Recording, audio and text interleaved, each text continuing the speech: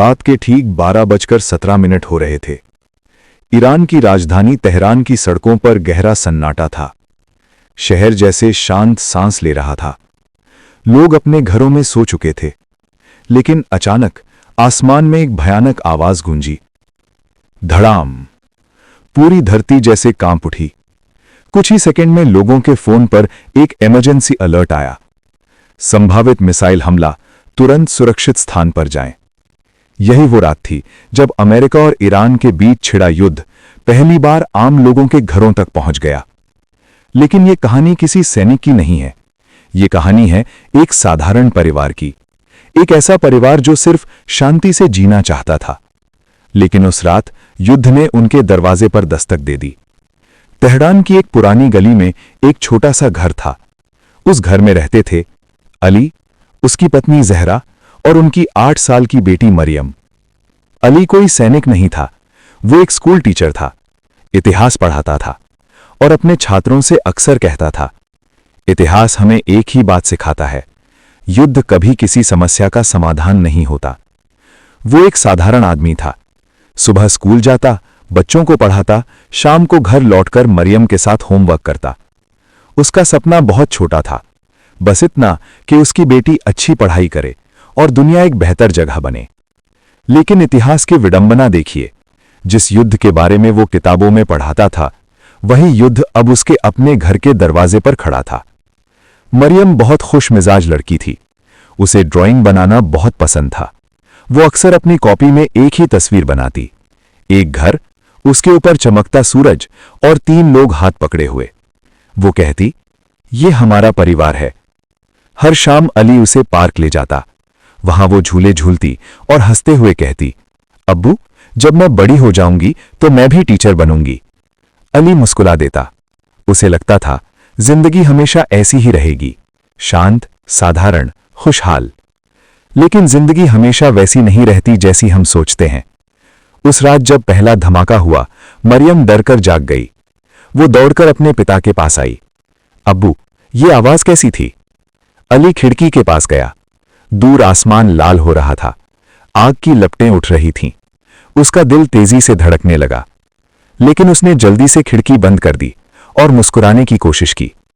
कुछ नहीं बेटा, शायद कोई बड़ा ट्रक पलट गया होगा। लेकिन सच ये था, वो ट्रक नहीं था, वो युद्ध था। अली ने टीवी चालू किया। न्यूज एंकर घबराई आवाज में बोल रहा था, अमेरिका ने ईरान के कई सैन्य ठिकानों पर एयर स्ट्राइक की है। जवाब में ईरान ने मिसाइलें दागी हैं। स्क्रीन पर धुएं से भरे शहर दिखाई दे रहे थे। मरियम ने धीरे से पूछा, अब्बू, क्या युद्ध हमारे शहर में भी आएगा? अली कुछ पल चुप रहा, फिर बोला, नहीं, हम सुरक्षित हैं। लेकिन उसके दिल में डर की एक परछाई उतर चुकी थी। अगले ही दिन से शहर बदल गया।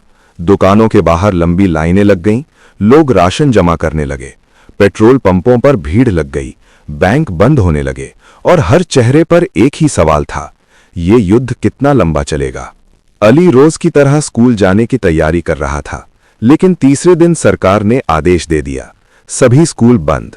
अब अली के पास काम नहीं था और घर में बचत भी बहुत कम थी। रात को फिर सायरन बजा, पूरा शहर अंधेरे में डूब गया। बिजली काट दी गई थी। लोग बंकरों की तरफ भाग रहे थे। अली ने भी अपने परिवार को घर के नीचे बने छोटे से स्टोर रूम में बैठा दिया। मरियम डर से कांप रही थी। उसने धीरे से पूछा, अब्बू, अगर मिसाइल हमारे घर पर गिर गई तो? अली कुछ नहीं बोला, बस उसने अपनी बेटी को कसकर गले लगा लिया। दिन गुजरते गए और युद्ध ने शहर की सांसें रोक दी। अस्पताल भर गए, दवाइयां खत्म होने लगीं, इंटरनेट बंद होने लगा और सबसे बड़ा डर था भविष्य का। मरियम रोज एक ही सवाल पूछती, अब्बू, क्या स्कूल फिर से खुलेगा? अली हर बार मुस्कुरा देता, लेकिन उसके पास कोई जवाब नहीं था। फिर एक रात कुछ अजीब हुआ। अली के फोन पर एक अनजान नंबर से मैसेज आया, अगर तुम अपने परिवार को बचाना चाहते हो तो कल सुबह 5 बजे पुराने रेलवे स्टेशन आना। अली हैरान रह गया। कौन था ये? और उसे उसका नाम कैसे पता था? पूरी रात वो सो नहीं पाया। सुबह वो चुपचाप घर से निकल गया। पुराना रेलवे स्टेशन वीरान पड़ा था, टूटी हुई बेंचें और चारों तरफ सन्नाटा। तभी पीछे से आवाज आई, अली। अली ने मुड़कर देखा। उसके सामने उसका पुराना दोस्त हसन खड़ा था। हसन सेना में था। हसन ने धीरे से कहा, सरकार कुछ परिवारों को गुप्त रूप से शहर से निकाल रही है। मैंने तुम्हारा नाम लिस्ट में डाल दिया है। अली की आंखों में उम्मीद चमक उठी। कब निकलना है? हसन बोला, आज रात। अली खुश होने ही वाला था, तभी हसन ने कहा, लेकिन एक समस्या है। अली चुप हो गया। हसन बोला, बस में केवल 2 लोगों की जगह है। अली के पैरों तले जमीन खिसक गई। उसके परिवार में 3 लोग थे, अली, जहरा और मरियम। उस रात घर में सन्नाटा था। तीनों एक दूसरे को देख रहे थे। तभी अचानक मरियम धीरे से बोली, अब्बू, आप और अम्मी चले जाओ।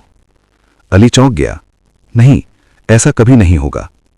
मरियम मुस्कुराई। मेरी टीचर कहती हैं बच्चे बहादुर होते हैं, मैं संभाल लूंगी। अली की आंखों से आंसू बहने लगे। एक 8 साल की बच्ची इतनी बड़ी बात कैसे कह सकती थी? उसी समय शहर में सबसे तेज सायरन बजा। खबर आई, एक बड़ा हमला होने वाला है। लोग घबराकर भागने लगे। अली के पास फैसला लेने के लिए सिर्फ कुछ घंटे थे। रात के 11 बजे अली, जहरा और मरियम बस स्टैंड पहुंचे। बस खड़ी थी। हसन बाहर इंतजार कर रहा था। जल्दी करो, समय नहीं है। अली का दिल तेजी से धड़क रहा था। बस में सचमुच सिर्फ 2 सीटें थीं। अली ने मरियम को अपनी गोद में उठा लिया। उसकी आंखों में आंसू थे। मेरी बच्ची, मैं तुम्हें छोड़कर नहीं जा सकता। मरियम ने धीरे से कहा, तो फिर कोई भी नहीं जाएगा। तीनों एक दूसरे से लिपट गए। तभी आसमान में एक और भयानक धमाका हुआ। पूरा शहर रोशनी से भर गया और अचानक हसन दौड़ता हुआ आया। रुको, एक और बस आ गई है। अली हैरान रह गया। हसन मुस्कुराया। इस बार तीनों के लिए जगह है। कुछ ही मिनटों में बस शहर से बाहर निकल रही थी। मरियम खिड़की से बाहर देख रही थी। तेहरान धीरे धीरे दूर होता जा रहा था। उसने पूछा, अब्बू, क्या युद्ध खत्म हो जाएगा? अली ने आसमान की तरफ देखा और कहा, एक दिन जरूर खत्म होगा, क्योंकि युद्ध में कोई नहीं जीतता, सिर्फ इंसानियत हारती है। और उस रात एक छोटे से परिवार ने समझ लिया कि असली युद्ध सीमा पर नहीं, बल्कि आम इंसान के दिल में लड़ा जाता है।